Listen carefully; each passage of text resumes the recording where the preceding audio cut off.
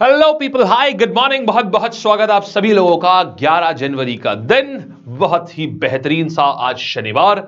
और इसी शनिवार को चलिए हम लोग शुरुआत करते हैं बेहतरीन बेहतरीन से करंट अफेयर्स की।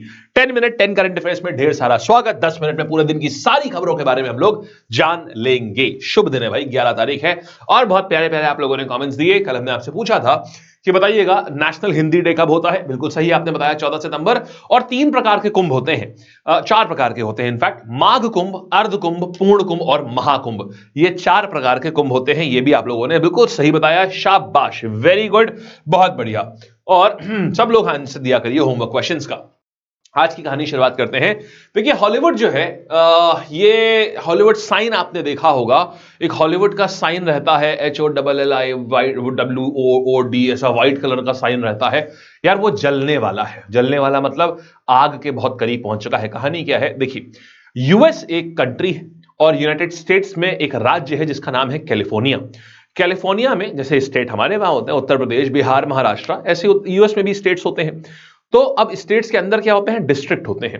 तो एक डिस्ट्रिक्ट है कैलिफोर्निया का ही, लॉस एंजलिस। लॉस एंजलिस में जैसे हमारे वहां बॉलीवुड इंडस्ट्री कहां पर है, मुंबई में है, राइट। तो उसी प्रकार से लॉस एंजलिस में पूरी पूरी हॉलीवुड इंडस्ट्री है, बड़े बड़े प्रोडक्शन स्टूडियोज वगैरह सब वहीं पर है। तो उसी जगह पर क्या है, ये हॉलीवुड जो आइकॉनिक हॉलीवुड साइन है ना, जो जो आपने बहुत सारी मूवीज में देखा होगा, वो उसी जगह पर है। अच्छा, अभी क्या हुआ, लॉस एंजलिस में बहुत भीषण आग लग गई, बहुत भीषण आग लग गई। और ये कोई नया इंसिडेंट नहीं है। लॉस एंजलिस वाले जंगलों में पिछले 50 साल में 78 से भी ज्यादा बार आग लग चुकी है। यहां ऑलमोस्ट हर साल आग लग जाती है, बट इस बार की आग इतनी भयंकर है कि वो हॉलीवुड का साइन भी जल सकता है। वो आइकॉनिक साइन हॉलीवुड का जल सकता है, शायद वो खत्म हो जाए। तो ये अच्छा, इनफैक्ट और आपको एक और इंटरेस्टिंग बात बताता हूं। हॉलीवुड कभी सोचा क्या यहां पर ये साइन आया कैसे? बड़ी इंटरेस्टिंग कहानी है, बात है ये 1923 में आया था ये। तो 1923 की बात है। 1923 में क्या हुआ, हॉलीवुड उस समय वहां पर नई नई इंडस्ट्री बनी थी, मतलब नए नए उसमें मूवी प्रोडक्शन हाउसेस बने थे वहां पर। तो कुछ लोगों ने सोचा ऐसा करते हैं यहां पर ना हम लोग एक प्लॉटिंग कर देते हैं। तो प्लॉटिंग करने के लिए एक रियल एस्टेट ग्रुप था जो लोग जमीन खरीदते बेचते हैं। उन्होंने क्या किया, उन्हीं पहाड़ियों में उन्होंने बड़ा बड़ा एक साइन लगा दिया, एक बिलबोर्ड लगा दिया, हॉलीवुड लैंड।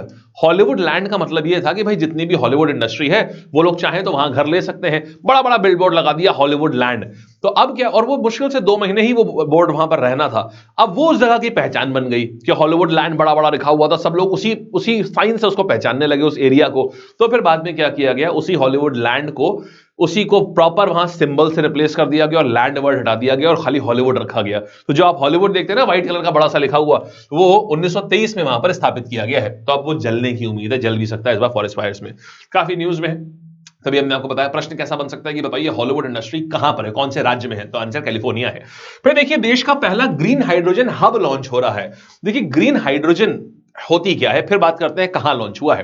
देखो ग्रीन हाइड्रोजन क्या है, हमारा देश का ना एक हमने गोल लिया हुआ है कि हमको रिन्यूएबल एनर्जी की तरफ हमको जाना है, ऐसी एनर्जी जो प्रदूषण ना करती हो और रिन्यू भी हो सके। तो इसके तहत हमने बोला है कि सन 2030 तक की, साल 2030 तक की हम लोग जो है ये 500 गीगावाट ऑफ एनर्जी पर जाएंगे। 500 गीगावाट एनर्जी हम प्रोड्यूस कर रहे होंगे और सिर्फ हाइड्रोजन से प्रोड्यूस कर रहे होंगे। तो इसी के चलते क्या हुआ है, एक 20 गीगावाट का प्लांट लगाया गया है, जो कि एक प्लांट नहीं है, कई सारे प्लांट हैं जो कि 1,500 टन ग्रीन हाइड्रोजन प्रतिदिन निकालेंगे। तो यह प्लांट लगाया गया है, कहां लगाया गया है, यह विशाखापट्टनम आंध्र प्रदेश में यह प्लांट लगाया गया है।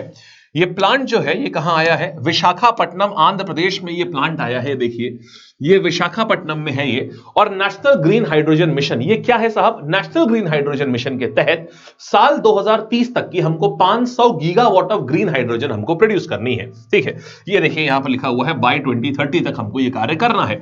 और ये कितना देगा ये प्लांट, कितनी green hydrogen, 15,000 ton per day hydrogen ये देगा। विशाखापट्टनम में लगाया है, मोदी जी ने इसका अनावरण किया अभी।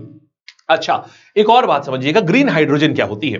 देखिए हाइड्रोजन का क्रिएशन ही है ये। अब ग्रीन हाइड्रोजन का अर्थ क्या होता है कि अगर आप हाइड्रोजन ऐसे तरीके से क्रिएट कर रहे हो कि एनवायरमेंट को कोई प्रॉब्लम ना हो। माने हाइड्रोजन क्रिएट करी जाती है इलेक्ट्रोलिसिस के प्रोसेस से। इलेक्ट्रोलिसिस क्या होता है? जिसमें हम पानी में इलेक्ट्रिसिटी पास करते हैं और जिसकी वजह से वो हाइड्रोजन और ऑक्सीजन में विभाजित हो जाता है, राइट? क्योंकि पानी H2O होता है, हाइड्रोजन और ऑक्सीजन का बना होता है। हाइड्रोजन एक फ्यूल है, मतलब उसको आप बढ़िया गाड़ी वाड़ी सब चला सकते हो आप उससे। तो अच्छा, अब ये लेकिन बिजली कैसे बनेगी? तो अगर आपने इस बिजली को बनाया है सोलर इलेक्ट्रिसिटी से, सोलर से अगर आपने इस बिजली को बनाया है, तो ये और उस बिजली का इस्तेमाल आप पानी का इलेक्ट्रोलिसिस करने में कर रहे हैं, तो उसको ग्रीन हाइड्रोजन बोलते हैं। माने जरा सा भी कार्बन का उत्सर्जन नहीं हुआ इसमें, जरा सा भी कार्बन डाइऑक्साइड के उत्सर्जन यहां पर नहीं हुआ, तो इसीलिए इसको ग्रीन हाइड्रोजन बोला जाता है। ऐसा नहीं कि आपने पता चला एक थर्मल पावर प्लांट से बिजली मंगाई और उस बिजली से आपने हाइड्रोजन बनवा दी, तो उसको ग्रीन हाइड्रोजन नहीं बोलेंगे, उसे ब्राउन हाइड्रोजन बोलते हैं। ठीक, छोटा सा होमवर्क दे रहा हूं आज का। आपका आज का होमवर्क क्वेश्चन है, बताइए पिंक हाइड्रोजन किसको बोलते हैं? नीचे कमेंट सेक्शन में जरूर लिख के बताइएगा। ग्रीन हाइड्रोजन हो गया सोलर इलेक्ट्रिसिटी से बनने वाली, तो पिंक हाइड्रोजन कौन सी किससे बनती है, ये आपको नीचे कमेंट में बताना है। फिर देखिए, मध्य प्रदेश सरकार जो है ये पार्थ योजना लॉन्च कर रही है, बहुत अच्छी योजना है ये। Police army recruitment training and हुनर, ये इंपॉर्टेंट सवाल है एग्जाम के लिए भी। PARTH, इसका मतलब क्या है? मध्य प्रदेश की जो यूथ है, आपको पता है अनएम्प्लॉयमेंट की प्रॉब्लम भारत के तकरीबन हर राज्य में है, कोई राज्य इससे अछूता नहीं है। अब इसको कम करने के लिए क्या किया है, ये लोग पार्थ सेंटर खोलने जा रहे हैं। तो पूरे मध्य प्रदेश में ऐसे 10 पार्थ सेंटर खुलेंगे, जिसमें यूथ को क्या किया जाएगा, पुलिस के लिए ट्रेनिंग दी जाएगी, जैसे दौड़ने की ट्रेनिंग हो गई, और दौड़ने की, एक्सरसाइज की, एथलेटिक्स की, वेट लिफ्टिंग की, और जो आर्मी में जो टैक्टिक्स की आवश्यकता होती है, तो उसके लिए क्या किया जाएगा, यूथ को ट्रेन किया जाएगा, ताकि जैसे ही पुलिस में भर्ती आए, जैसे ही आर्मी में भर्ती आए, तो यहां के बच्चे जब वहां अप्लाई करें तो वो तुरंत उनको सिलेक्शन में वरीयता दी जाए, उनको सिलेक्शन में प्रेफरेंस दिया जाए। इसके लिए पार्थ सेंटर खोल रही है। इंपॉर्टेंट है, एग्जाम में जरूर आएगा, फुल फॉर्म भी देख लेना, police academy, police army recruitment training and हुनर, ये आ गया पार्थ स्कीम। ठीक, आइए फिर देख रहे हैं, महाकुंभ को एक सॉन्ग डेडिकेट कर दिया गया है। ये है मिनिस्ट्री ऑफ इंफॉर्मेशन एंड, ये हमारे रेलवे मिनिस्टर तो ही है, साथ में इंफॉर्मेशन एंड ब्रॉडकास्टिंग मिनिस्टर भी हैं, अश्विनी वैष्णव साहब। नाम है महाकुंभ है, इसको गाया किसने है? कैलाश खेर ने। तो ये सॉन्ग का नाम है महाकुंभ है, और इसको लिखा है, जो बोल है वो लिखे हैं आलोक श्रीवास्तव ने, और इसको गाया है कैलाश खेर ने, वही फेमस जिन्होंने बबम बम बबम बबम बम बबम बम बोले भी गाया है। तो ये आ गया, और इसी के साथ साथ आकाशवाणी, आप जानते हैं ना, ये आकाशवाणी का लखनऊ केंद्र है और आप सुन रहे हैं ताजा तरीन गाने। तो आपने ये जो आवाज आपने सुनी होगी आकाशवाणी पे, आकाशवाणी हुई ऑल इंडिया रेडियो। तो आकाशवाणी पे भी एक महाकुंभ से, एक जय महाकुंभ नाम का एक पूरा गाना जो है, या गाना कह सकते हैं आप, जो प्रोग्राम्स के बीच में जो जिंगल चलाया जाएगा, जय महाकुंभ, उसको भी लॉन्च किया गया है। उसको किसने गाया है? रतन प्रसन्न ने गाया है। कैसे याद रखोगे? देखो, महाकुंभ में जाकर के मन प्रसन्न हो जाता है तो रतन प्रसन्न हो गए, आप बार बार रेडियो में सुनेंगे मन प्रसन्न रहेगा तो रतन प्रसन्न हो गए। इन्होंने जय महाकुंभ नाम का गीत गाया है, जो आकाशवाणी में बनाया जाएगा। और महाकुंभ है, ये किसने गाया है? ये कैलाश खेर ने गाया है। ठीक है, फिर देखिएगा 5 इंडियन फिल्म्स हैं जिनको की ऑस्कर अवार्ड्स के लिए इनको अब इन पे वोटिंग करी जाएगी। क्या कहानी है देखिएगा, कौन सी वो 5 मूवीज है। देखिए, कुल मिलाकर के होता क्या है, हर कंट्री से एंट्रीज ली जाती हैं इनके लिए, हॉलीवुड के लिए। तो अभी ना लगभग 235 से 238 मूवीज अब फाइनल कर ली गई हैं कि इन मूवीज के ऊपर वोटिंग होगी। फिर इन मूवीज के ऊपर वोटिंग कराई जाती है। जो टॉप 20 फिल्म्स होती हैं, कभी कभी टॉप 10 फिल्म जो होती हैं, ये इसका मतलब होता है कि ये नॉमिनेशन में आ चुकी हैं। आमतौर पर 20 रखते हैं कि 20 मूवीज जो हैं इन 238 के ऊपर वोटिंग होगी, और जब वोटिंग होती है तो इनमें से 20 मूवी सेलेक्ट कर ली जाएंगी। ठीक है, ये 20 मूवीज जो हैं ये हॉलीवुड अवार्ड के लिए नॉमिनेट हो रही हैं। फिर उसमें 3 होती हैं, ये फर्स्ट आई, ये सेकंड आई, ये थर्ड आई, ऐसे करके होता है। तो अब इंडिया से ये 5 मूवीज चुनी गई हैं, जो 238 में से ये 5 मूवीज हैं जिनके ऊपर वोटिंग कराई जाएगी। कौन कौन सी हैं ये आप देखिएगा। सबसे पहले आ रही है पृथ्वीराज सुकुमार की मूवी है अदुजुविथम। अब थोड़ा नाम साउथ इंडियन है तो थोड़ा सा अपने को बोलने में समस्या आती है।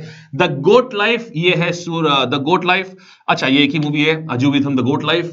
सूर्या की है कांगोवा। रणदीप हुडा की, ये इंपॉर्टेंट है, रणदीप हुडा की मूवी है स्वतंत्र वीर सावरकर, इसको भी करा गया है। आपको याद होगा अभी हम लोग हॉलीवुड फिल्म एसोसिएशन प्रेस के अवार्ड हम लोगों ने कल करे थे। कल हम लोगों ने जो अवार्ड्स करे थे उसमें भी ये मूवी थी all we imagine is light. तो इस बार ये एग्जाम में आने के बहुत चांसेस हैं कि पायल कपाड़िया ने मूवी डायरेक्ट करी है all we imagine is light, इसको ऑस्कर में भी एंट्री मिल रही है। नॉमिनेट नहीं हुआ है, अभी ध्यान रखिएगा। ऑस्कर में एंट्री मिलने का मतलब होता है कि कुल मिला के पूरी दुनिया से 238 मूवीज सेलेक्ट करी गई हैं। अब इनके ऊपर वोटिंग होगी, जो टॉप 20 होगी उनको नॉमिनेट करा जाएगा, ये मतलब होता है। और अली फजल और ऋचा चड्ढा की गर्ल्स विल बी गर्ल्स। तो इस बार के 3 बहुत खास हैं जो आ सकती हैं एग्जाम में। अली फजल, ऋचा चड्ढा, क्योंकि ये फेमस कपल है इसलिए इनका आ सकता है। दूसरा, all we imagine is light, Payal Kapadia की, क्योंकि इसको जो अभी Hollywood film and press association का जो अवार्ड था उसमें भी इसको अवार्ड मिला है। इसके बाद पृथ्वीराज, ये आपकी पृथ्वीराज नहीं, रणदीप हुड्डा की स्वतंत्र वीर सावरकर। ये 5 टोटल मूवीज आ रही हैं। तो 232 फिल्म्स हैं जिनको एलिजिबल पाया गया है। अब इनको फाइनल नॉमिनेशन के लिए ऑस्कर 2025 के लिए वोटिंग हो रही है। फिर देखिएगा हेनले पासपोर्ट इंडेक्स फिर आ गया। आप सोच रहे होंगे ये कितनी बार आता है आखिरकार। देखिए साल में ना 4 क्वार्टर होते हैं, तो चारों क्वार्टर में ये शुरुआत में ही आ जाता है। जनवरी में आता है, फिर आपका अप्रैल में आता है, फिर आपका जुलाई में आता है और फिर आपका अक्टूबर में आता है। 4 बार निकलता है हेनले पासपोर्ट इंडेक्स। तो अभी हमारे पिछले साल रैंक थी 80, इस बार हमारी रैंक पीछे चली गई है, 85 हो गई है। ये आ गई है 85th प्लेस आ गई है हमारी। सबसे ऊपर बात करें तो किसकी है, सिंगापुर की रैंक सबसे बेहतरीन है। बात यह आती है कि ये कैसे रैंक दिए जाते हैं। देखिए इसका अर्थ होता है कि आप कौन सा ऐसा इसका अर्थ यह होता है कि कौन से पर्टिकुलर कितनी कंट्रीज में आप बिना वीजा के आप ट्रैवल कर सकते हैं। जितने ज्यादा कंट्रीज में आप बिना वीजा के ट्रैवल कर सकते हैं उतनी कंट्रीज का एक लिख लिया जाता है कि आप इतनी कंट्रीज में बिना वीजा ट्रैवल कर सकते हैं खाली अपना पासपोर्ट दिखा करके। इसका मतलब आपका पासपोर्ट इतना पावरफुल है। तो जितनी ज्यादा कंट्रीज में आप बिना वीजा के ट्रैवल कर सकते हैं सिर्फ अपने पासपोर्ट से, इसका मतलब आपका पासपोर्ट उतना पावरफुल है। तो अगर बात करी जाए सिंगापुर की, तो सिंगापुर का पासपोर्ट अगर आपके पास है तो 193 कंट्रीज में आप वीजा फ्री ट्रैवल कर सकते हैं, आपको उनसे वीजा बनवाने की भी आवश्यकता नहीं है। वेयरएज अगर मैं इंडिया की बात करूं तो हम 85th प्लेस में हैं और 57 कंट्रीज में हम बिना वीजा के जा सकते हैं। वेल आपको लग रहा होगा शायद ये नंबर तो ठीक ठाक है, लेकिन मैं आपको बता दूं अफगानिस्तान सबसे आखिरी नंबर पे है और वो भी 26 कंट्रीज में वो भी बिना वीजा के जा सकते हैं अफगानिस्तान के भी लोग। तो सोच लीजिए वो नीचे की जो 26 होंगी वो क्या ही हैं। तो बहुत कम ही कंट्रीज बचती हैं 25-30 जिसमें हम जो थोड़ा ठीक ठाक होंगी वहां से। आइए अच्छा फिर देखते हैं ये टेलीग्राम तो देख ही लिया आपने, इसको जरूर ज्वाइन कर लीजिएगा, इसमें बहुत प्यारी प्यारी पीडीएफ और मैगजीन्स होती हैं। आइए सवाल देखते हैं। कैलिफोर्निया सिटी में अभी फॉरेस्ट फायर आ गए हैं। कैलिफोर्निया के स्टेट में लॉस एंजलिस सिटी है, तो यहां पर कैलिफोर्निया की किस सिटी में फॉरेस्ट फायर आ गई है, लॉस एंजलिस में आ गई है। फिर बात करेंगे बिगेस्ट फॉरेस्ट फायर आज तक कब हुई थी कैलिफोर्निया में। वेल ये 1933 में हुई थी, बहुत बड़ी थी। इसमें 85,000 एकड़ जल गया था पूरा फॉरेस्ट। ये पूछेगा नहीं आपसे, ये जस्ट एक जनरल के लिए एग्जाम में नहीं पूछेगा। Renewable energy capacity target Bharat ने 2030 तक कितना लिया है नेशनल ग्रीन हाइड्रोजन मिशन के तहत। नेशनल ग्रीन हाइड्रोजन मिशन के तहत 500 गीगावाट का टारगेट लिया गया है। फिर डेली प्रोडक्शन टारगेट कितना है, जो हमारा भारत का पहला ग्रीन हाइड्रोजन हब आया वो कहां आया है, विशाखापट्टनम में आया है। कितना टारगेट है उसका, 1500 टन पर डे। और पार्थ योजना जो लॉन्च करी गई है उसका मेन क्या ऑब्जेक्टिव है, ये है कि जो यूथ है उसको एम्प्लॉयमेंट मिल सके, आर्मी रिक्रूटमेंट की ट्रेनिंग, विमेन एम्पावरमेंट की, एग्रीकल्चरल। वेल ये एम्प्लॉयमेंट के हिसाब से करा गया है, उसमें जो करा जा रहा है वो आर्मी पुलिस सबके रिक्रूटमेंट में हेल्प मिलेगी, लेकिन इसका मेन है to tackle the unemployment problem of Madhya Pradesh. फिर देखेंगे स्पेशल सॉन्ग महाकुंभ का किसने गाया है, ये आ जाएंगे हमारे पास, कैलाश खेर हो गए। फिर हाउ मेनी फिल्म्स, कितनी फिल्म्स हैं जो ऑस्कर 2025 की रेस में गई हैं अभी, ये आ जाएंगी 5 मूवीज हैं भारत से। ठीक है, एक वीर सावरकर वाली हो गई, एक ऋचा चड्ढा अली फजल वाली हो गई girls will be girls, then एक पायल कपाड़िया की all we imagine is light हो गई, और 2 साउथ इंडियन मूवीज हैं। फिर आते हैं इंडिया का रैंक कितना है हेनली पासपोर्ट इंडेक्स में, the answer is come on 85th answer हो गया। फिर बात करेंगे कौन सी कंट्री है जिसका पासपोर्ट सबसे अच्छा रैंक करता है, द आंसर इज सिंगापुर हो गया। Right, that's it guys. देखो सारे करंट अफेयर्स आ गए ना मस्त मक्खन तरीके से। तो यहां रैप होते हैं हमें करंट अफेयर्स, आपको देखो सारे के सारे आपको क्लास में ही याद हो गए, ठीक है ना, बेहतरीन है। फिर बहुत बहुत बहुत बढ़िया। आज याद रखना, आज सुबह 10 बजे जो मैं लाइव क्लास लूंगा ना, टॉप 100 वायरल जीके के क्वेश्चंस कराने वाला हूं। पेन पेपर लेके बैठना, आज सब लोग आइएगा सुबह 10 बजे। आज महा रिवीजन है वायरल जीके का, सुबह 10 बजे सब लोग आइएगा, पेन पेपर लेकर के आइएगा। सुबह 10 बजे लाइव क्लास होती है मेरी इसी चैनल पर, एसएससी लैब पर ही, और बहुत प्यारी चीजें आप उसमें देखेंगे, बहुत ही प्यारी चीजें आप उसमें देखेंगे। तो 10 बजे मिलते हैं, सब लोग आइएगा पेन पेपर लेकर के, मजा बहुत आएगा, ठीक है ना। और जितने भी लर्नर, मालक लोग 15 तारीख से ये बैच आपका शुरू होगा, ये नया बैच है ऑफिसर 3.0। जो भी लर्नर जीरो लेवल से पढ़ना चाहता है ना, बिल्कुल बेसिक जीरो लेवल से, और अपने एग्जाम को एक बार में क्लियर करना चाहता है, 100% गाइडेंस हमारी, पूरी गाइडेंस हमारे साथ में, और हर सब्जेक्ट की quant, GS, reasoning, English, expert faculties के साथ में। आपको इसके अलावा और कुछ नहीं पढ़ना है, कहीं से भी कुछ भी नहीं पढ़ना है।